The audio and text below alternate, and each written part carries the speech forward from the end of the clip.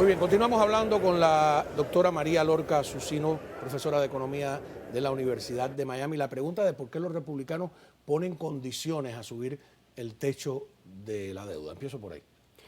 Hombre, es normal, vamos a ver, tenemos una situación en la que el déficit, o sea, la deuda hay que subirla porque tenemos un déficit presupuestario. En este año se espera que el déficit presupuestario del 2023 acabe en 2 trillones de dólares. 2 trillones de dólares. Es decir, aunque se han recuperado, y esto es una cosa muy interesante, el nivel de ingreso, es decir, el nivel de ingreso del gobierno son los impuestos, ¿no? En los últimos años el gobierno americano en impuestos ha tenido la recaudación impositiva máxima de la historia.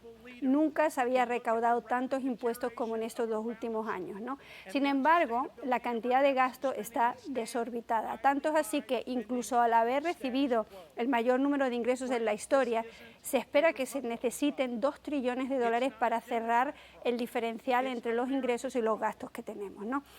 Como tenemos que seguir pidiendo prestados, esos 2 trillones hay que darse la vuelta y a ver quién nos lo deja, bueno, pues entonces la deuda va engordando, ¿no? Lo que le han presentado a día de hace unos días y lo han pasado, estamos esperando a ver qué pasa, es decir, ok, te vamos a subir el nivel de la deuda, es decir, vas a poder seguir pidiendo prestado para llevar el gobierno, pero córtame un poquito los gastos, ¿ok? Mira a ver qué podemos hacer, Bueno, o por lo menos los demócratas no dicen sigas. que no admiten condiciones. ¿Está No, bien eso? ¿Es normal en el mundo de las negociaciones? A mí no me parece, porque si te están diciendo, venga, vamos a subirte el límite de la deuda para que puedas seguir gastando, pero hombre, no te estamos diciendo que cortes gasto, lo que te estamos pidiendo es que por lo menos no sigas gastando, es decir, que no aumentes el gasto. Lo que le han pedido básicamente son cosas muy sencillas, ¿no? Que no tienen nada que ver, porque yo vengo oyendo que si van a recortar el Social Security, el Medicaid, esos son gastos que son mandatorios, es decir, eso está escrito que los gastos de los Estados Unidos se dividen en 2. Los gastos que son mandatorios, que son los veteranos, el Social Security, el desempleo, el Medicaid y todo esto, eso tú no lo puedes tocar. Estos son mandatorios, esto está ahí puesto en puño y letra. Lo que tú puedes tocar son los discrecionales. Los discrecionales hay 2. Todo lo que tiene que ver con el militar, todo lo que es lo militar, y después el resto, pues es infraestructura, investigación y desarrollo, no cosa de eso. Pero es que eso tampoco lo puedes tocar, porque para empezar esos son votantes. Lo que están diciendo es, haz lo que tengas que hacer, pero no aumentes el gasto. Es decir, mira a ver qué vas a hacer con la deuda de los estudiantes, no contrates a los 67.000 del IRS para ir buscando impuestos, deja el dinero del COVID, ya no estamos en pandemia, ya no es una emergencia, deja de gastar el dinero, ahórrate ese dinero de COVID, asegúrate que la gente que coge desempleo realmente no está encontrando trabajo, tenemos en cuenta que hay 9.5 millones de puestos de trabajo vacantes, ¿no? Entonces, si tú vas los miles de millones de dólares que han dado para que los países en desarrollo luchen contra el cambio climático, bueno, algo que no tiene ningún control y que no se sabe exactamente, la cantidad de millones de dólares que se dan a organizaciones no gubernamentales, desde... sí, todos los 7.500 dólares que dan si te compras un coche eléctrico. 70.000 millones de dólares descubrimos que le había dado Obama en sus primeros 4 años a la ecología. Por ejemplo. Eso en términos generales, ni siquiera era con cosas exactas, ¿no? Y también lo que están pidiendo, y es lo muy normal, es que veamos dónde va el dinero, porque como hemos hablado, hay un dinero que se gasta que es un dinero productivo, que sirve a mejorar el nivel, que sirve para el crecimiento económico, que sirve para crear puestos de trabajo, para mejorar la educación, para todo eso, y otros es dinero que es totalmente improductivo, un poco lo que tú estás diciendo, ¿no? Entonces, a mí eso es lo que le están pidiendo. Yo creo que no sentarte a negociar eso, no sé, me parece una locura. Y lo que más me preocupa es que la única vez, los Estados Unidos nunca han quebrado, siempre han pagado su deuda a tiempo, eso es una ridiculez que se pueda hablar, ¿no?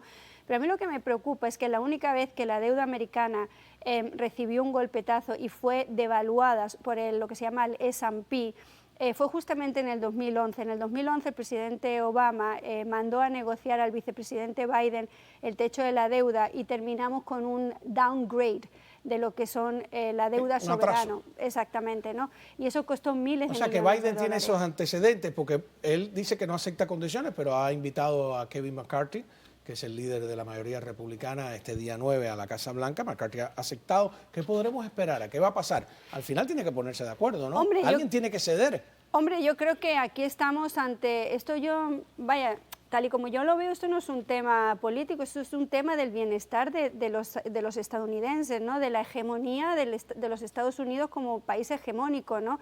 De la importancia del dólar como reserva de moneda, como moneda de reserva. Entonces, no ponerte de acuerdo y llevar esto a una situación en la que no va a haber un default, no va a haber una quiebra, pero que se pueda pensar en que los bonos soberanos de los Estados Unidos vuelvan a tener una reducción en lo que es su calificación, a mí esto me parece un suicidio económico. Entonces yo creo que realmente habría que poner a un lado todo y tener en cuenta que aquí se está jugando con el bienestar de los Estados Unidos. Pero además la idea de esa de que el Congreso no puede ponerle condiciones al presidente ignora la razón de ser del Congreso, que es un balance para impedir que el Ejecutivo haga lo que le da la gana, ¿no? Y está ahí para poner condiciones. Pero cada día nos venden más la idea de que el Congreso, sea demócrata o republicano, es una olla de grillos que siempre están creando problemas, que casi es mejor quitarlos y que el Ejecutivo gobierne. O sea, hay una mentalidad que no es democrática, creciente en mucha gente.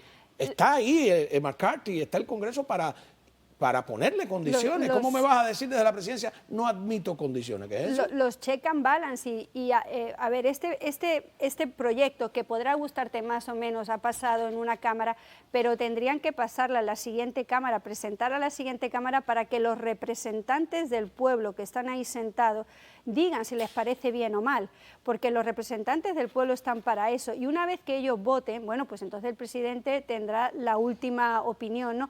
Pero es como un secuestro, en cierta manera, ¿no?, de lo que es el futuro económico de los estadounidenses. ¿Por qué no lo dan al Senado para que el Senado decida si le parece bien o le parece mal, o se sienta a negociar, bueno, cambiamos esto y hacemos lo otro?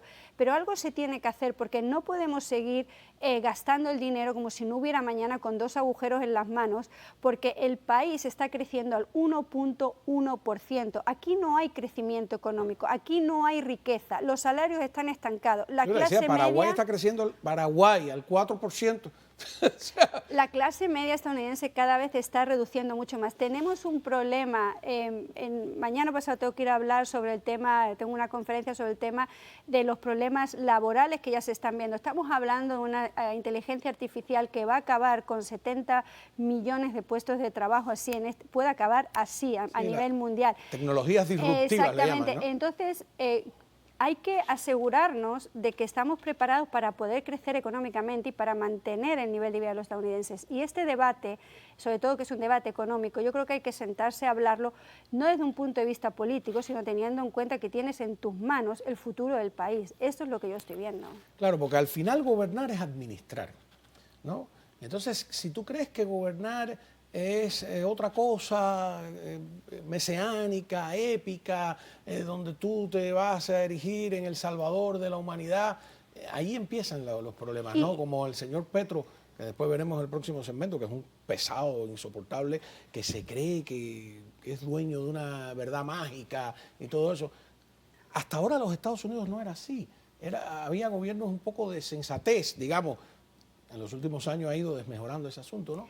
Sobre todo que hay una cosa que se llama la historia, y cuando tú tiras de la historia, los libros de historia, ahí queda reflejado como el presidente que en el 2011 hizo que la deuda de los Estados Unidos tuviera un downgrade significativo, ¿no? ¿Cómo tú quieres pasar a la historia?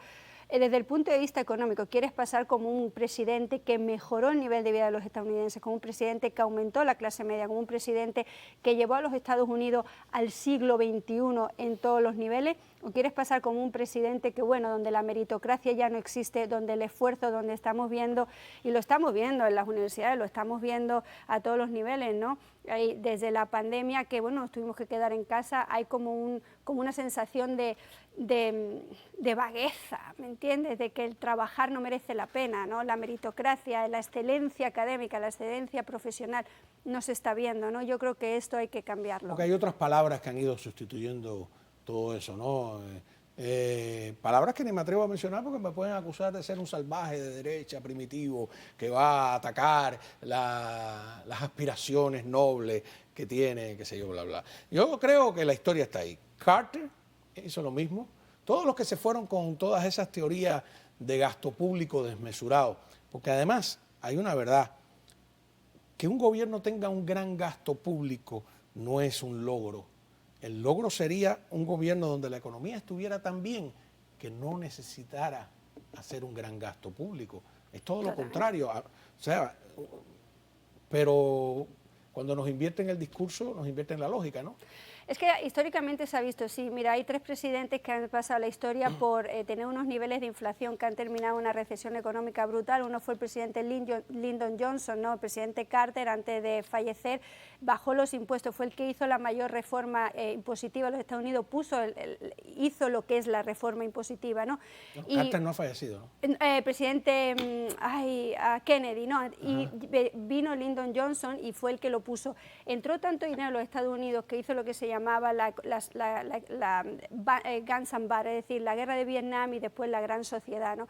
Estuvo muy bien, pero llevó una inflación brutal que luego hubo que pelear. Exactamente igual hizo el presidente Carter. Llevó a los Estados Unidos con un gasto desmesurado a una gran inflación que después hubo que pelear y que fue muy dolorosa porque vino con una recesión. Hay que evitar que esto pase porque tenemos que evitar que la Reserva Federal siga subiendo las tasas de interés porque nos va a llevar a una recesión seria porque la inflación no afloja. Usted como profesora de Economía de la Universidad de Miami, hay algo que yo repito y quiero saber si estoy en lo correcto, ¿no? En todos los manuales de economía, en el ABC, en el más pequeño dice, si un gobierno inyecta demasiado circulante, es decir, mucho dinero, la inflación sube. ¿Eso es verdad o no? Hombre, totalmente, la inflación cuando hay mucho dinero, el problema no es que haya mucho dinero. Pregunta, ¿de arriba no lo sabían? El problema no es que haya los mandamos a su clase. Yo los mandaría, les daría una F porque estoy a fin de curso. Le pondría una F. Bueno, muchísimas gracias al presidente. A todos ellos. A todos ellos. Muchísimas gracias. Hemos hablado con María Lorca Susino, profesora de Economía de la Universidad de Miami. Un gusto. Hoy es el día, ¿sabes?